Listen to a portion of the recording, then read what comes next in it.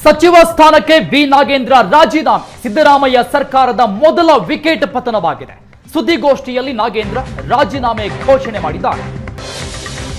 ಸಿದ್ದರಾಮಯ್ಯ ಸರ್ಕಾರದ ಮೊದಲ ವಿಕೆಟ್ ಪತನಗೊಂಡಿದೆ. ಸುದ್ದಿಗೋಷ್ಠಿಯಲ್ಲಿ ನಾಗೇಂದ್ರ ರಾಜೀನಾಮೆಯನ್ನ ಘೋಷಣೆ ಮಾಡಲಿದ್ದಾರೆ. ವಾಲ್ಮೀಕಿ ನಿಗಮದ ಬಹುಕೋಟಿ ಹಗರಣಕ್ಕೆ ಮೊದಲ ತಲೆದಂಡ ಕಾಂಗ್ರೆಸ್ನ. ಇನ್ನೇನು ಕೆಲವೇ ಕ್ಷಣಗಳಲ್ಲಿ ಸಚಿವ ನಾಗೇಂದ್ರ ಅವರಿಂದ ಸುದ್ದಿಗೋಷ್ಠಿ ಆರಂಭ ಆಗ್ತಾ ಇದೆ. ವಾಲ್ಮೀಕಿ ನಿಗಮದ ಬಹುಕೋಟಿ ಹಗರಣಕ್ಕೆ ಸಂಬಂಧಪಟ್ಟಂಗೆ ಸಚಿವ ನಾಗೇಂದ್ರ ಇನ್ನೇನು ಕೆಲವೇ ಕ್ಷಣಗಳಲ್ಲಿ ಸುದ್ದಿಗೋಷ್ಠಿಯನ್ನ ನಡೆಸಲಿದ್ದಾರೆ. ಈ ಸುದ್ದಿಗೋಷ್ಠಿಯಲ್ಲಿ ಸಚಿವ ನಾಗೇಂದ್ರ ರಾಜೀನಾಮೆ ಘೋಷಣೆ ಮಾಡಲಿದ್ದಾರೆ. 187 ಕೋಟಿ ಅವ್ಯವಹಾರ ಪ್ರಕರಣಕ್ಕೆ ಸಂಬಂಧಪಟ್ಟಂಗೆ ಪ್ರಮುಖವಾದಂತಹ ಸುದ್ದಿಗೋಷ್ಠಿ. ಸಚಿವ ಸ್ಥಾನಕ್ಕೆ ಬಿ ನಾಗೇಂದ್ರ ರಾಜೀನಾಮೆ ನೀಡಲಿದ್ದಾರೆ.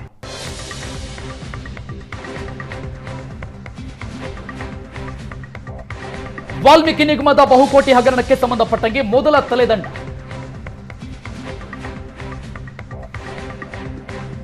ಈ ಪ್ರಕರಣದ ಬೆನ್ನಲ್ಲೇ ಈ ವಿಚಾರಕ್ಕೆ ಸಂಬಂಧಪಟ್ಟಂಗೆ ಸಚಿವ ನಾಗೇಂದ್ರ ಪ್ರಮುಖವಾದಂತಹ ಸುದ್ದಿಗೋಷ್ಠಿಯನ್ನ ನಡೆಸ್ತಾ ಇದ್ದಾರೆ.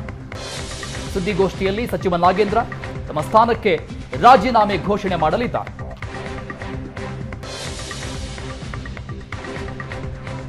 ಈ ಸಂಬಂಧಪಟ್ಟಂಗೆ ಬಿಜೆಪಿ ಮೈತ್ರಿ ನಾಯಕರು, ಬಿಜೆಪಿ ಜೆಡಿಎಸ್ ನಾಯಕರು ಬಹಳಷ್ಟು ಒತ್ತಡವನ್ನ ಹೇರಿದ್ರು ಸರ್ಕಾರದ ಮೇಲೆ.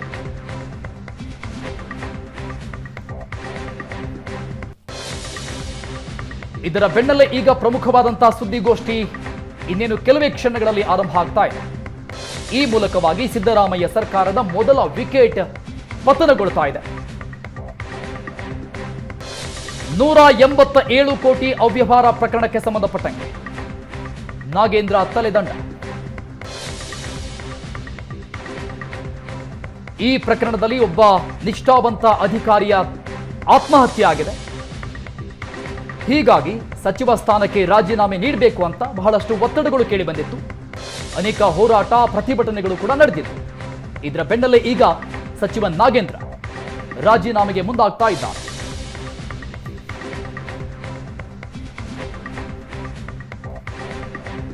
ಸಂಬಂಧಪಟ್ಟಂಗೆ ಇನ್ನಷ್ಟು ಡೀಟೇಲ್ಸ್ ಕೊಡ್ತಾರೆ ನಮ್ಮ ಪ್ರತಿನಿಧಿ ಮಾರುತೇಶ್ ದೂರವಾಣಿಯಲ್ಲಿದ್ದಾರೆ. ಮಾರುತೇಶ್, ನಾಗೇಂದ್ರ ರಾಜೀನಾಮೆ ಕೊಡ್ತಾರಾ ಇಲ್ವಾ ಅನ್ನುವಂತ ಕೆಲವೊಂದಿಷ್ಟು ಗೊಂದಲಗಳು ಬೆಳಗಿಂದಲೂ ಕೂಡ ಓಡಾಡ್ತಾ ಇತ್ತು. ಡಿಸಿಎಂ ಜೊತೆಗೆ ಸಿಎಂ ಬೇರೆ ಬೇರೆ ರೀತಿಯಾದಂತಹ ಹೇಳಿಕೆಗಳನ್ನ ನೀಡ್ತಾ ಇದ್ರು. ಒಂದು ಕ್ಲಿಯರ್ ಪಿಕ್ಚರ್ ಬೇಕಾಗಿದೆ. ಸುದ್ದಿಗೋಷ್ಠಿಯಲ್ಲಿ ಕ್ಲಿಯರ್ ಪಿಕ್ಚರ್ ಸಿಗುತ್ತಾ? ನಟರಾಜ್, ಈಗಾಗಲೇ ಅರುಣ್ ರಾಜೀನಾಮೆ ಕೊಡೋದು ಖಚಿತ ಅನ್ನೋದಾಗಿದೆ. ಯಾಕಂದ್ರೆ ಸಿಎಂ ಭೇಟಿಗೆ ತೆರಳದಂತ ಸಂದರ್ಭದಲ್ಲಿ ರಾಜೀನಾಮೆ ಸಲ್ಲಿಸ್ತೀನಿ ಅನ್ನೋದನ್ನ ತಿಳಿಸುವ ಸಲುವಾಗಿ ಸಲ್ಲಿಸಿದ್ದಾರೆ. ಆದ್ರೆ ಅಧಿಕೃತವಾಗಿ ರಾಜೀನಾಮೆ ಪತ್ರವನ್ನ ಸಲ್ಲಿಸಿಲ್ಲ.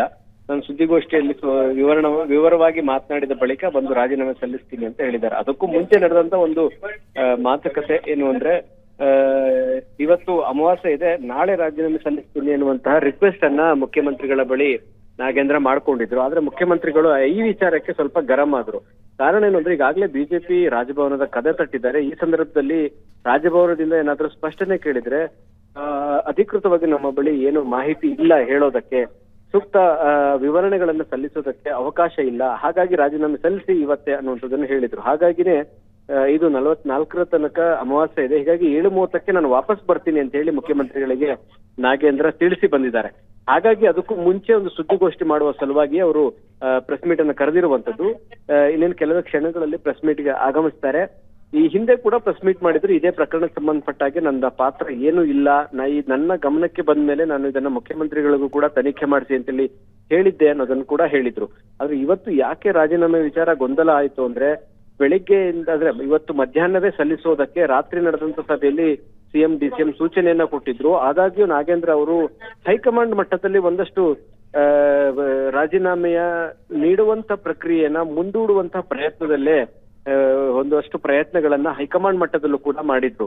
ಅದು ಸಕ್ಸಸ್ ಆಗದೇ ಇರುವ ಕಾರಣಕ್ಕಾಗಿ ಅನಿವಾರ್ಯವಾಗಿ ಈಗ ರಾಜೀನಾಮೆಗೆ ಮುಂದಾಗಿದ್ದಾರೆ. ರಾಜೀನಾಮೆಯನ್ನ ಬೇಡ ಅನ್ನುವಂತ ಮನಸ್ಥಿತಿಯಲ್ಲೇ ರಾಜ್ಯ ಕಾಂಗ್ರೆಸ್ ಉಸ್ತುವಾರಿ ಆಗಿರುವಂತ ಸುರ್ಜೇವಾಲಾ ಕೂಡ ನಾಗೇಂದ್ರ ಅವ್ರ ಬೆನ್ನಿಗೆ ನಿಂತಿದ್ರು. ಯಾವಾಗ ಸಿಬಿಐ ಎಫ್ಐಆರ್ ಆಗಿ ಇದು ಇನ್ನಷ್ಟು ಗಂಭೀರ ಆಗ್ತಾ ಹೋಯ್ತೋ ಆಗ ಮುಖ್ಯಮಂತ್ರಿಗಳು ಮುಖ್ಯಮಂತ್ರಿಗಳು ಕೈಗೊಳ್ಳುವಂತ ತೀರ್ಮಾನದ ಬಗ್ಗೆ ಗೌರವವನ್ನ ಇಟ್ಕೊಳ್ಳಿ ಅನ್ನುವಂತ ಸಲಹೆ ಸುರ್ಜೇವಾಲಾ ಅವರಿಂದ ನಾಗೇಂದ್ರಗ್ ಬಂದಿದೆ.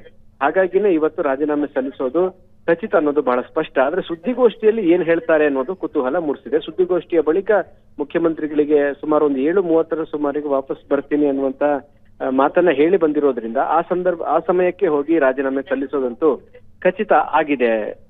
ಮಾರುತೇಶ್, ಈ ಪ್ರಕರಣ ಇಂಟರ್ ಸ್ಟೇಟ್ಗೆ ಸಂಬಂಧಪಟ್ಟಿರೋದ್ರಿಂದ ಅಂದ್ರೆ ಕರ್ನಾಟಕದಲ್ಲಿರುವಂತಹ ಖಾತೆಯಿಂದ ಬೇರೆ ರಾಜ್ಯದ ಅಕೌಂಟ್ಗೆ ಹಣ ವರ್ಗಾವಣೆ ಆಗಿದೆ ಅನ್ನುವಂತ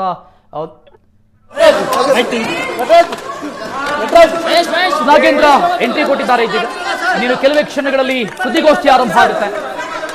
ವಿಧಾನಸೌಧಕ್ಕೆ ಸಚಿವ ನಾಗೇಂದ್ರ ಅವರ ಆಗಮನ. ವಿಧಾನಸೌಧದಲ್ಲಿ ಪ್ರಮುಖವಾದಂತಹ ಸುದ್ದಿಗೋಷ್ಠಿಯನ್ನು ನಡೆಸಲಿದ್ದಾರೆ. ವಾಲ್ಮೀಕಿ ನಿಗಮದ ಬಹುಕೋಟಿ ಹಗರಣಕ್ಕೆ ಸಂಬಂಧಪಟ್ಟಂತೆ ಈ ಸುದ್ದಿಗೋಷ್ಠಿಯಲ್ಲಿ ಸಚಿವ ನಾಗೇಂದ್ರ ಏನ್ ಮಾತನಾಡ್ತಾರೆ ಅನ್ನುವಂಥದ್ದು ಬಹಳಷ್ಟು ಕುತೂಹಲವನ್ನ ಕೆರಳಿಸ್ತಾ ಇದೆ. ಸಚಿವ ನಾಗೇಂದ್ರ ಅವರ ಆಗಮನ ವಿಧಾನಸೌಧಕ್ಕೆ. ರಾಜೀನಾಮೆಯನ್ನ ಸಲ್ಲಿಸಿದ್ದಾರೆ, ಆದ್ರೆ ಅಧಿಕೃತವಾಗಿ ಸಲ್ಲಿಕೆ ಮಾಡಿಲ್ಲ ಅನ್ನುವಂಥ ಮಾತುಗಳಿದೆ. ಈಗ ಸುದ್ದಿಗೋಷ್ಠಿಯನ್ನ ನಡೆಸಲಿದ್ದಾರೆ. ಈ ಪ್ರಕರಣಕ್ಕೆ ಸಂಬಂಧಪಟ್ಟಂತೆ ಸಚಿವ ನಾಗೇಂದ್ರ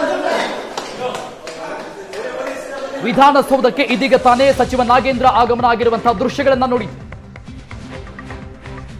187 ಕೋಟಿ ರೂಪಾಯಿ ಅವ್ಯವಹಾರ ಪ್ರಕರಣಕ್ಕೆ ಸಂಬಂಧಪಟ್ಟಂತೆ ಪ್ರಮುಖವಾದಂತಹ ಸುದ್ದಿಗೋಷ್ಠಿ ಕೆಲವೇ ಕ್ಷಣಗಳಲ್ಲಿ ವಿಧಾನಸೌಧದಲ್ಲಿ ಆರಂಭ ಆಗುತ್ತೆ.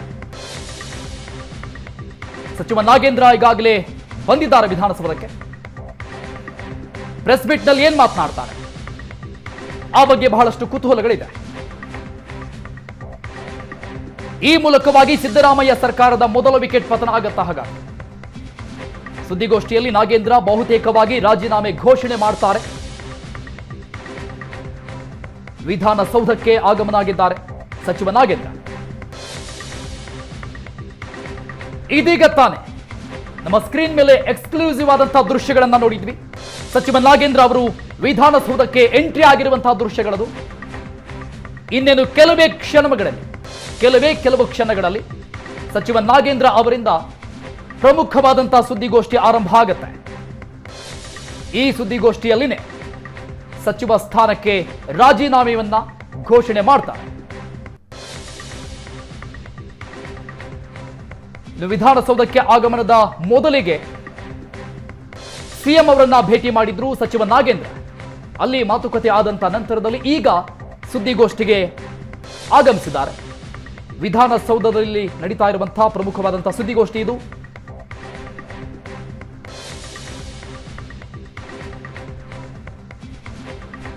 ವಾಲ್ಮೀಕಿ ನಿಗಮದ ಬಹುಕೋಟಿ ಹಗರಣಕ್ಕೆ ಸಂಬಂಧಪಟ್ಟಂಗೆ ಸಚಿವ ನಾಗೇಂದ್ರ ಅವರ ತಲೆದಂಡ. ಅಧಿಕೃತವಾಗಿ ಸಚಿವ ನಾಗೇಂದ್ರ ರಾಜೀನಾಮೆಯನ್ನ ಸುದ್ದಿಗೋಷ್ಠಿಯಲ್ಲಿ ಘೋಷಣೆ ಮಾಡಲಿದ್ದಾರೆ. ಈ ಸಂಬಂಧಪಟ್ಟಂಗೆ ಬಿಜೆಪಿ ಮತ್ತು ಜೆಡಿಎಸ್ ನಾಯಕರಿಂದ ಬಹಳಷ್ಟು ಒತ್ತಡ ಕಾಂಗ್ರೆಸ್ ನಾಯಕರ ಮೇಲೆ ಇತ್ತು. ಪ್ರತಿಭಟನೆಗಳು, ಹೋರಾಟಗಳು ನಿರಂತರವಾಗಿ ನಡೀತಾ ಇತ್ತು. ಅದರ ಬೆನ್ನಲ್ಲೇ ಈಗ ಸಚಿವ ನಾಗೇಂದ್ರ ಅವರ ಪ್ರಮುಖವಾದಂತಹ ಸುದ್ದಿಗೋಷ್ಠಿ ಬಹಳಷ್ಟು ಮಹತ್ವಗಳನ್ನ ಪಡೆದುಕೊಂಡಿದೆ. ಸುದ್ದಿಗೋಷ್ಠಿಯಲ್ಲಿ ಸಚಿವ ನಾಗೇಂದ್ರ ಏನ್ ಮಾತನಾಡ್ತಾರೆ ಅನ್ನೋದು ಬಹಳಷ್ಟು ಪ್ರಮುಖವಾಗುತ್ತೆ. ವಿಧಾನಸೌಧಕ್ಕೆ ಈಗಾಗಲೇ ಆಗಮಿಸಿದ್ದಾರೆ. ಈ ಪ್ರಕರಣದಲ್ಲಿ ಒಬ್ಬ ನಿಷ್ಠಾವಂತ ಅಧಿಕಾರಿಯ ಆತ್ಮಹತ್ಯೆ ಆಗಿದೆ ಅಂತ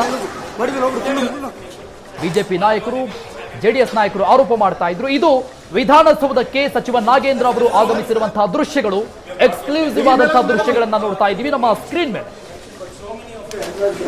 ಇನ್ನೇನು ಕೆಲವೇ ಕ್ಷಣಗಳಲ್ಲಿ ಮಹತ್ವವಾದಂತಹ ಪ್ರೆಸ್ ಮೀಟ್, ಸುದ್ದಿಗೋಷ್ಠಿ ಆರಂಭ ಆಗುತ್ತೆ.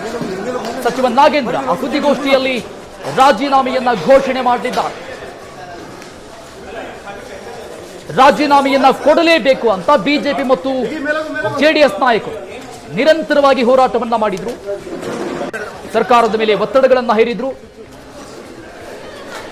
ವಿಧಾನಸೌಧಕ್ಕೆ ಬರೋದಕ್ಕಿಂತ ಮೊದಲಿಗೆ ಸಚಿವ ನಾಗೇಂದ್ರ ಅವರು ಸಿಎಂ ಸಿದ್ದರಾಮಯ್ಯನವರನ್ನ ಭೇಟಿಯಾಗಿ ಈಗ ವಿಧಾನಸೌಧಕ್ಕೆ ಎಂಟ್ರಿ ಆಗಿದ್ದಾರೆ. ನೇರ ಪ್ರಸಾರದ ದೃಶ್ಯಗಳನ್ನ ನೋಡ್ತಾ ಇದ್ದೀವಿ ನಾವು.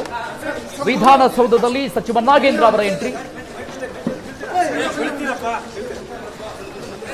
ಸಚಿವ ನಾಗೇಂದ್ರ ಅವರ ಕೈಯಲ್ಲಿ ಒಂದು ಡಾಕ್ಯುಮೆಂಟ್ ಕೂಡ ನೋಡ್ತಾ ಇದ್ದೀವಿ. ಬ್ಲೂ ಕಲರ್ನ ಡಾಕ್ಯುಮೆಂಟ್ ಅನ್ನ ಹಿಡಿದುಕೊಂಡು ಸಚಿವ ನಾಗೇಂದ್ರ ಅವರು ಬರ್ತಾ ಇದ್ದಾರೆ. ಸುದ್ದಿಗೋಷ್ಠಿಯಲ್ಲಿ ಪ್ರಮುಖವಾದಂತಹ ದಾಖಲೆಗಳನ್ನು ಏನಾದರೂ ಸಚಿವ ನಾಗೇಂದ್ರ ಬಿಡುಗಡೆ ಮಾಡ್ತಾರಾ? ಹಾಗಾದ್ರೆ ಈ ಪ್ರಕರಣಕ್ಕೆ ಸಂಬಂಧಪಟ್ಟಂಗೆ ಅಥವಾ ಈ ಪ್ರಕರಣಕ್ಕೆ ಸಂಬಂಧಪಟ್ಟಂಗೆ ಪ್ರಮುಖವಾದಂತಹ ಸ್ಪಷ್ಟನೆಯನ್ನೇನಾದರೂ ಸಚಿವ ನಾಗೇಂದ್ರ ನೀಡ್ತಾರಾ? ಬಹಳಷ್ಟು ಕುತೂಹಲವನ್ನ ಮೂಡಿಸ್ತಾ ಇದೆ ಸಚಿವ ನಾಗೇಂದ್ರ ಅವರ ನಡೆ. ಕೈಯಲ್ಲಿ ಒಂದು ಫೈಲ್ ಅನ್ನ ಹಿಡಿದುಕೊಂಡು ಬರ್ತಾ ಇದ್ದಾರೆ. ಆ ದೃಶ್ಯಗಳನ್ನ ನೋಡಿದ್ವಿ. ಪ್ರಮುಖವಾದಂತಹ ದಾಖಲೆಗಳನ್ನ ಬಿಡುಗಡೆ ಮಾಡ್ತಾರಾ? ಹಾಗಾದ್ರೆ ಈ ಪ್ರೆಸ್ ಮೀಟ್ ಬಹಳಷ್ಟು ಮಹತ್ವಗಳನ್ನ ಪಡೆದುಕೊಂಡಿದೆ.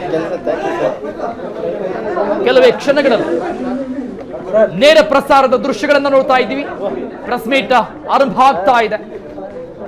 ವಿಧಾನಸೌಧದ ಕೊಠಡಿಯಲ್ಲಿ ನಡೀತಾ ಇರುವಂತಹ ಪ್ರೆಸ್ ಮೀಟ್ ಇದು.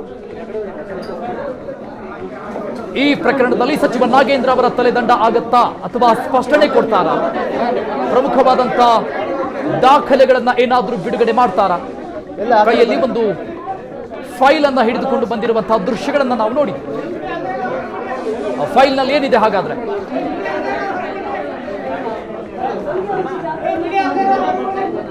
ಏನು ಒಂದು 2 ನಿಮಿಷದಲ್ಲಿ ಮುಗಿಸಿ ಹೋಗ್ತೀವಿ. ಸಚಿವ ನಾಗೇಂದ್ರ ಅವರ ಪ್ರೆಸ್ ಮೀಟ್ ಆರಂಭ ಆಗ್ತಾ ಇದೆ.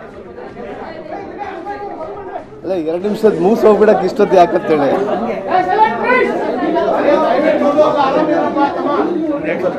ಅದೇ ಸೆಟ್ಲ್ ಪಾಪ ಕೆಳಗಿನ ಥರ್ಡ್ ಫ್ಲೋರ್ಗೆ ಬಂದಾರ.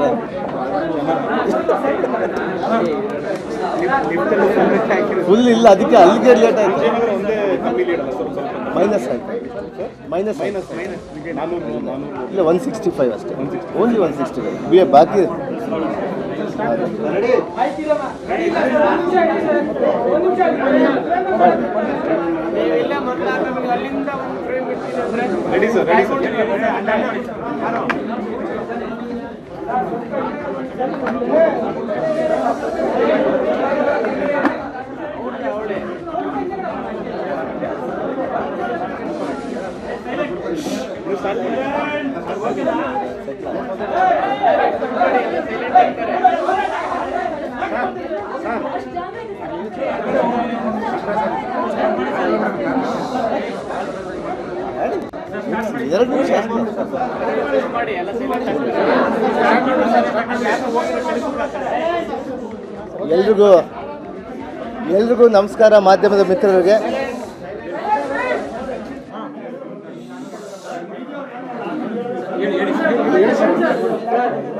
ಎಲ್ರಿಗೂ ನಮಸ್ಕಾರ. ಮಾಧ್ಯಮದ ಮಿತ್ರರಿಗೆ ಮೊಟ್ಟ ಮೊದಲನೇದಾಗಿ ಈಗಾಗಲೇ ಕೂಡ ಕಳೆದ 10 ದಿನಗಳಿಂದ ಇವತ್ತೇನು ನಿಗಮದ ಒಂದು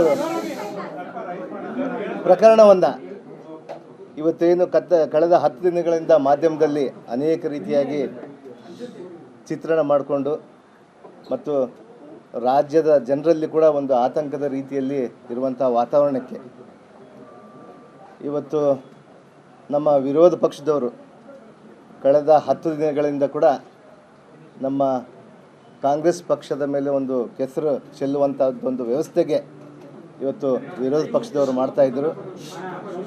ಅದಕ್ಕೆ ಇವತ್ತು ನಾನು ಕೂಡ ನನ್ನ ಸ್ವನಿರ್ಧಾರವನ್ನು ಇವತ್ತೇನು ನಿಗಮದಲ್ಲಿ ಆಗಿರುವಂಥ ಅವ್ಯವಹಾರವನ್ನು ಇವತ್ತು ಈಗಾಗಲೇ ಕೂಡ MD ಮತ್ತು ಅನೇಕ ಜನರನ್ನು ಕೂಡ ಈಗಾಗಲೇ ಕೂಡ ವಶಕ್ಕೆ ತೆಗೆದುಕೊಂಡು ತನಿಖೆ ಮಾಡ್ತಾ ಇದ್ದಾರೆ. ಆ ಹಂತದಲ್ಲಿ ಇವತ್ತೆಲ್ಲ ಕೂಡ ಪಕ್ಷದ ನಾಯಕರ ಜೊತೆಗೆ ನಾನೆಲ್ಲ ಕೂಡ ಮುಖ್ಯಮಂತ್ರಿಯವ್ರ ಜೊತೆಗೆ ಚರ್ಚಿಸಿದಾಗ ಕೂಡ ಯಾರು ಕೂಡ ನನ್ನ ಮೇಲೆ ಯಾವುದೇ ವಿಧವಾದಂಥ ರಾಜೀನಾಮೆ ಒತ್ತಡವನ್ನು ಕೂಡ ಯಾರು ಕೂಡ ಹಾಕಿರಲಿಲ್ಲ. ಆದರೆ ಇವತ್ತು ನನ್ನ ಆತ್ಮಸಾಕ್ಷಿಯಾಗಿ ಅಂದರೆ ಇವತ್ತು ರಾಜ್ಯದ ಜನತೆ ಕೂಡ ದಿಕ್ಕು ತಪ್ಪಬಾರ್ದು ಅನ್ನುವಂಥ ನಿಟ್ಟಿನಿಂದ ಇವತ್ತು ಯಾರು ಕೂಡ ಒತ್ತಡ ಇಲ್ಲದೇ ನನ್ನ ಸ್ವ ಇಚ್ಛೆಯಿಂದ ನಾನು ಈಗಾಗಲೇ ಕೂಡ ಮಾನ್ಯ ಮುಖ್ಯಮಂತ್ರಿಯವರಿಗೆ ನಾನು ಸಮಯವನ್ನು ನಿಗದಿ ಕೇಳ್ಕೊಂಡಿದ್ದೀನಿ. 7:15ಕ್ಕೆ ಬರಲಿಕ್ಕೆ ಹೇಳಿದ್ದಾರೆ ಅವರು. ನಾನು ಅವ್ರಿಗಿನ್ನ ಕೂಡ ರಾಜೀನಾಮೆ ಮಾಡ್ತೀನಿ ಅಂತೇಳಿ ಹೇಳಿಲ್ಲ. ನಾನು 7:15ಗೆ ಇವತ್ತು ಹೋಗಿ ನನ್ನ ಮಂತ್ರಿ ಸ್ಥಾನಕ್ಕೆ ನಾನು ರಾಜೀನಾಮೆ ಮಾಡಿ ಬರ್ತೀನಿ ಅಂತೇಳಿ ತಮ್ಮ ಮೂಲಕ ರಾಜ್ಯದ ಜನತೆಗೆ ತಿಳಿಸುವಂಥದ್ದಾಗಿರ್ಬೋದು ಮತ್ತು ನನ್ನ ಕ್ಷೇತ್ರದ ಜನತೆಗೆ ತಿಳಿಸುವಂಥದ್ದಾಗಿರ್ಬೋದು, ನನ್ನ ಹಿತೈಷಿಗಳಿಗೆ ತಿಳಿಸುವಂಥದ್ದಾಗಿರ್ಬೋದು. ಈ ರಾಜೀನಾಮೆ ಪತ್ರವನ್ನು ಮಾನ್ಯ ಮುಖ್ಯಮಂತ್ರಿಯವರಿಗೆ 7:15ಗೆ ನಾನು ಕೊಟ್ಟು ಮಾನ್ಯ ಮುಖ್ಯಮಂತ್ರಿಯವರಿಗೆ ಮತ್ತು ನಮ್ಮ ಉಪಮುಖ್ಯಮಂತ್ರಿಯಾದಂಥ DK ಶಿವಕುಮಾರ್ ಸಾಹೇಬರಿಗೂ ಮತ್ತು ನಮ್ಮ ವರಿಷ್ಠರು ಕೂಡ ಎಲ್ಲರೂ ಕೂಡ ನಾನು ಹೇಳಿ ಅವ್ರಿಗೆ ರಾಜೀನಾಮೆ ಪತ್ರವನ್ನು ಕೊಟ್ಟು ಬರ್ತೀನಿ. ಇವತ್ತು ಯಾರಿಗೂ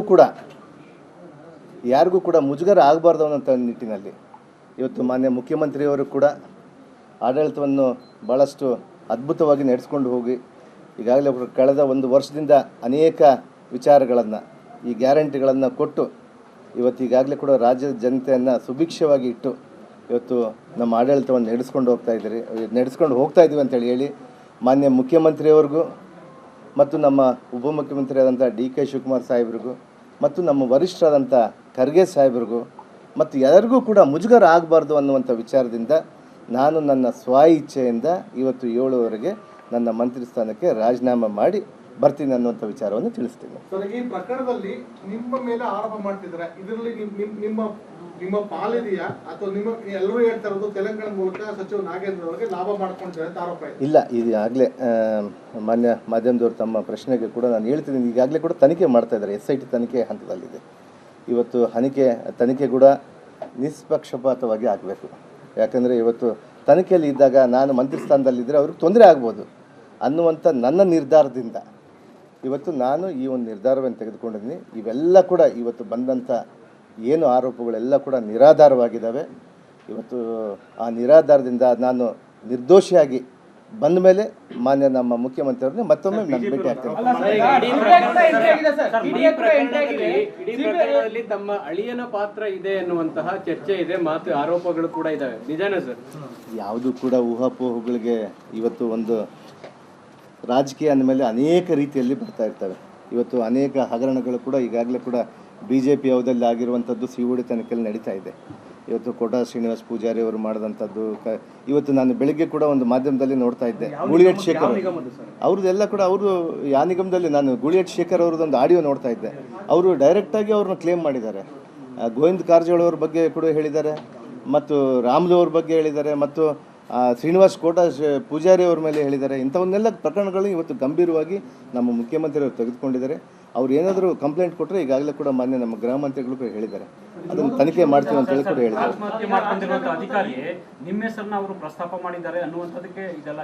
ಇಲ್ಲ, ನನ್ನ ಹೆಸರು ಎಲ್ಲಿ ಕೂಡ ಉಲ್ಲೇಖ ಮಾಡಲಿಲ್ಲ ಅವರು. ಅಂದರೆ ಸಚಿವರು ಅನ್ನೋದು ಯಾವ ಸಚಿವರದ್ದು ಅಂದರೆ ಯಾವ ಸಚಿವರು ಅಂತ ಬರುತ್ತೆ. ನಾನು ಅದಕ್ಕೆ ಇಂಥ ಒಂದು ಇದಕ್ಕೆ ನಾನು ಹೋಗೋದಿಲ್ಲ, ಅಂತ್ಯಕಂತೆಗಳ ಬಗ್ಗೆ ಹೋಗೋದಿಲ್ಲ.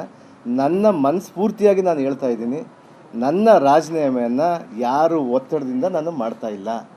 ಮಾನ್ಯ ಮುಖ್ಯಮಂತ್ರಿಯವರು ಕೂಡ ಭಾಳ ಸ್ಟಬ್ಬನ್ ಆಗಿದ್ದರು. ನಿನ್ನ ಮಾಡುವಂಥದ್ದು ಯಾವುದೇ ಪ್ರಶ್ನೆ ಬಂದಿಲ್ಲ, ನೀನು ನಿರಪರಾಧಿ ಅಂತ ಹೇಳಿದ್ದಾರೆ. ಮುಖ್ಯಮಂತ್ರಿಯವರು ಹೇಳಿದ್ದಾರೆ, ಉಪಮುಖ್ಯಮಂತ್ರಿಯವರು ಹೇಳಿದ್ದಾರೆ, ಎಲ್ಲರೂ ಹೇಳಿದ್ದಾರೆ. ನನ್ನ ಹಿತೈಷಿಗಳು ಕೂಡ ನನ್ನ ಕ್ಷೇತ್ರದಿಂದ ಭಾಳ ಜನರು ಹೇಳಿದ್ದಾರೆ, ಹಿಂಗೆ ಕೊಟ್ಬಿಟ್ರೆ ಹೆಂಗೆ ಏನಾಗುತ್ತೆ ಅಂತೇಳಿ. ಯಾವುದು ಕೂಡ ಇದಕ್ಕೆಲ್ಲ ಪೂರ್ಣವಾಗಿ ತನಿಖೆ ನಡೆಯುತ್ತೆ. ತನಿಖೆಯಲ್ಲಿ ಸತ್ಯಾಂಶ ಬಂದ ಮೇಲೆ ಮತ್ತೆ ನಾನು ಬರ್ತೀನಿ ಅಂತ ಹೇಳಿದ್ದೀನಿ. ಹೌದು, ಎಲ್ಲ ಕೂಡ ಯಾವುದು ಕೂಡ ನನ್ನ ಗಮನಕ್ಕೆ ಬಂದಿಲ್ಲ.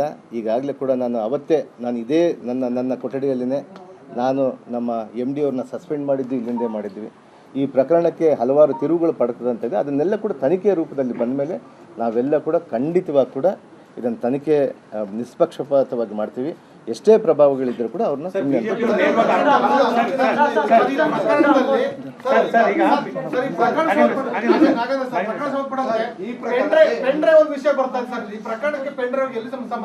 ಏನು ಗೊತ್ತಿಲ್ಲ ನನಗಂತೂ. ಪೆನ್ ಡ್ರೈವ್ ಅಂದರೆ ಒಂದೇ ಪೆನ್ ಡ್ರೈವ್ಗಂತೂ ಈ ರಾಜ್ಯದ ಜನರಿಗೆ ಗೊತ್ತು. ಈ ಪೆನ್ ಡ್ರೈವ್ ಬಗ್ಗೆ ನನಗಂತೂ ಗೊತ್ತಿಲ್ಲ. ತುಂಬ ಧನ್ಯವಾದಗಳು. ಕಳೆದ 10 ದಿನಗಳಿಂದ ತಾವೆಲ್ಲರೂ ಕೂಡ ಬಹಳಷ್ಟು ತಾವೆಲ್ಲರೂ ಕೂಡ ನನಗೆ ಕೋಆಪರೇಟಿವ್ ಮಾಡಿದ್ದಾರೆ. ಇಲ್ಲ, ಖಂಡಿತ ಅದು ಮುಖ್ಯಮಂತ್ರಿ ಗಮನಕ್ಕೆ ಬಿಟ್ಟಿದ್ದು, ವರಿಷ್ಠರ ಗಮನಕ್ಕೆ ಬಿಟ್ಟಿದ್ದು. ನಾನು ನಿರ್ದೋಷಿ ಅಂತ ಬಂದಮೇಲೆ ನನ್ನ ತಗೊಂತಾರೋ ಬಿಡ್ತಾರೋ ಅದನ್ನು ನಮ್ಮ ಮುಖ್ಯಮಂತ್ರಿಯವ್ರಿಗೆ ಬಿಟ್ಟಿದ್ದು. ನನಗಿಲ್ಲ, ಯಾರು ಕೂಡ ಇವತ್ತು ಮುಖ್ಯಮಂತ್ರಿಯವ್ರಿಗೆ ಯಾರನ್ನಾದರೂ ತೆಗಿಬೋದು, ಯಾರನ್ನಾದರೂ ಇಟ್ಕೋಬೋದು. ಅಂಥ ಸಂದರ್ಭದಲ್ಲಿ ನನಗೆ ಖಂಡಿತವಾಗಿ ನನಗೆ ನಂಬಿಕೆ ಇದೆ. ನಾನು ನಿರ್ದೋಷಿಯಾಗಿ ಬಂದ ಮೇಲೆ ಆ ಮಂತ್ರಿಮಂಡಲ ಸೇರಿಸ್ಕೊಂತಾರೆ ಬಿಡೋದು ನಮ್ಮ ವರಿಷ್ಠರು, ಮಾನ್ಯ ಮುಖ್ಯಮಂತ್ರಿಯವ್ರಿಗೂ ಅಂತ ಸ್ವ ಇಚ್ಛೆಯಿಂದ ನಾನು ರಾಜೀನಾಮೆ ನೀಡ್ತಾ ಇದ್ದೇನೆ ಅಂತ ಅಧಿಕೃತವಾಗಿ ಸಚಿವ ಬಿ ನಾಗೇಂದ್ರ ರಾಜೀನಾಮೆ ಘೋಷಣೆ ಮಾಡಿದ್ದಾರೆ. ನನ್ನ ವಿರುದ್ಧ ಇರುವಂತಹ ಆರೋಪಗಳೆಲ್ಲವೂ ಕೂಡ ನಿರಾಧಾರ. ಸಿದ್ದರಾಮಯ್ಯ ಸರ್ಕಾರದ ಮೊದಲ ವಿಕೆಟ್ ಪತನ ಆಗಿದೆ. ಸುದ್ದಿಗೋಷ್ಠಿಯಲ್ಲಿ ಸಚಿವ ನಾಗೇಂದ್ರ ಸಚಿವ ಸ್ಥಾನಕ್ಕೆ ರಾಜೀನಾಮೆ ಘೋಷಿಸಿದ್ರು. ಸಂಜೆ 7:30 ಸಿಎಂ ಅವರನ್ನ ಭೇಟಿಯಾಗಿ ರಾಜೀನಾಮೆಯನ್ನ ಸಲ್ಲಿಕೆ ಮಾಡ್ತೇನೆ ಅಂತ ಹೇಳಿದ್ರು. ಯಾರಿಗೂ ಕೂಡ ಅಂದ್ರೆ ಪಕ್ಷಕ್ಕೆ ಮುಜುಗರ ಆಗಬಾರದು ಅಂತ ಸ್ವ ಇಚ್ಛೆಯಿಂದ ನಾನು ರಾಜೀನಾಮೆ ಸಲ್ಲಿಸ್ತಾ ಇದ್ದೇನೆ, ಯಾರದ್ದು ಒತ್ತಡ ಇರಲಿಲ್ಲ ಅಂತ ಸ್ಪಷ್ಟನೆ ಕೊಟ್ಟರು. ನಾನು ಸ್ವ ಇಚ್ಛೆಯಿಂದ ರಾಜೀನಾಮೆ ಸಲ್ಲಿಕೆ ಮಾಡ್ತಾ ಇದ್ದೇನೆ ಅಂತ ಅಧಿಕೃತವಾಗಿ ರಾಜೀನಾಮೆಯನ್ನ ಸಲ್ಲಿಕೆ ಮಾಡಿದ್ರು ಸಚಿವ ನಾಗೇಂದ್ರ. ಇದರ ಜೊತೆಗೆ ನನ್ನ ವಿರುದ್ಧ ಆರೋಪ ನಿರಾಧಾರ, ತನಿಖೆಯಿಂದ ನಿರ್ದೋಷಿಯಾಗಿ ಬಂದು ಮತ್ತೆ ಮಂತ್ರಿ ಆಗ್ತೀನಿ ಅಂತ ವಿಶ್ವಾಸವನ್ನ ವ್ಯಕ್ತಪಡಿಸಿದ್ದಾರೆ. ಯಾರ ಒತ್ತಡದಿಂದಲೂ ಕೂಡ ನಾನು ರಾಜೀನಾಮೆ ನೀಡ್ತಾ ಇಲ್ಲ, ಸ್ವ ಇಚ್ಛೆಯಿಂದ ರಾಜೀನಾಮೆ ಕೊಡ್ತಾ ಇದ್ದೇನೆ. ಇನ್ನು ಸಿಎಂ ಡಿಸಿಎಂ ರಾಜೀನಾಮೆ ಕೊಡಬೇಡಿ ಅಂತ ಹೇಳಿದ್ರು. ಅಕ್ರಮ ಹಣ ವರ್ಗಾವಣೆ ನನ್ನ ಗಮನಕ್ಕೆ ಬಂದಿಲ್ಲ,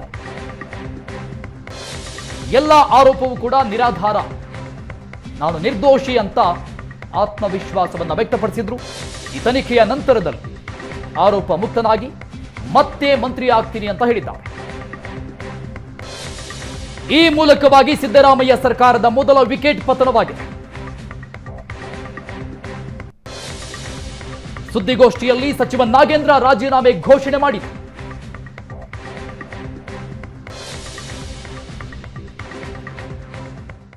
ನನ್ನ ಆತ್ಮಸಾಕ್ಷಿಯಾಗಿ ಅಂದರೆ ಇವತ್ತು ರಾಜ್ಯದ ಜನತೆ ಕೂಡ ದಿಕ್ಕು ತಪ್ಪಬಾರ್ದು ಅನ್ನುವಂಥ ನಿಟ್ಟಿನಿಂದ ಇವತ್ತು ಯಾರು ಕೂಡ ಒತ್ತಡ ಇಲ್ಲದೇ ನನ್ನ ಸ್ವ ಇಚ್ಛೆಯಿಂದ ನಾನು ಈಗಾಗಲೇ ಕೂಡ ಮಾನ್ಯ ಮುಖ್ಯಮಂತ್ರಿಯವರಿಗೆ ನಾನು ಸಮಯವನ್ನು ನಿಗದಿ ಕೇಳ್ಕೊಂಡಿದ್ದೀನಿ. 7:30 ಬರಲಿಕ್ಕೆ ಹೇಳಿದ್ದಾರೆ ಅವರು. ನಾನು ಅವ್ರಿಗಿನ್ನ ಕೂಡ ರಾಜೀನಾಮೆ ಮಾಡ್ತೀನಿ ಅಂತೇಳಿ ಹೇಳಿಲ್ಲ. ನಾನು 7:30 ಇವತ್ತು ಹೋಗಿ ನನ್ನ ಮಂತ್ರಿ ಸ್ಥಾನಕ್ಕೆ ನಾನು ರಾಜೀನಾಮೆ ಮಾಡಿ ಬರ್ತೀನಿ ಅಂತೇಳಿ ತಮ್ಮ ಮೂಲಕ ರಾಜ್ಯದ ಜನತೆಗೆ ತಿಳಿಸುವಂಥದ್ದಾಗಿರ್ಬೋದು ಮತ್ತು ನನ್ನ ಕ್ಷೇತ್ರದ ಜನತೆಗೆ ತಿಳಿಸುವಂಥದ್ದಾಗಿರ್ಬೋದು, ನನ್ನ ಹಿತೈಷಿಗಳಿಗೆ ತಿಳಿಸುವಂಥದ್ದಾಗಿರ್ಬೋದು.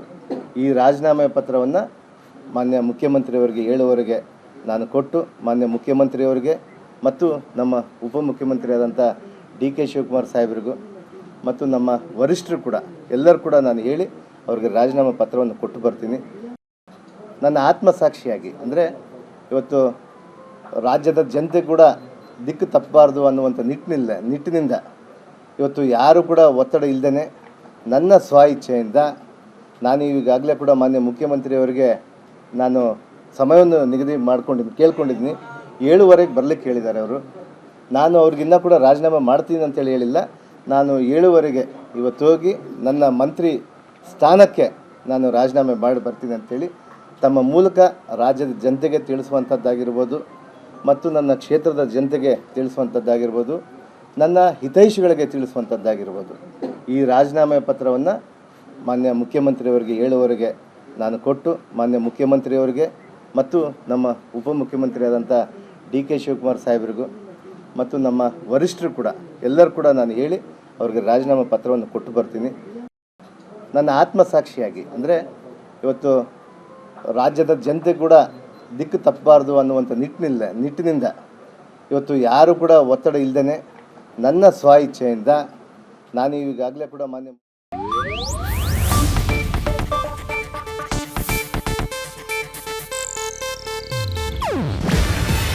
ಇದು ಏಷ್ಯಾನೆಟ್ ನ್ಯೂಸ್ ನೆಟ್ವರ್ಕ್ ಪ್ರಸ್ತುತಿ. ನೀವು ನೋಡ್ತಿದ್ದೀರಾ ಏಷ್ಯಾನೆಟ್ ಸುವರ್ಣ ನ್ಯೂಸ್.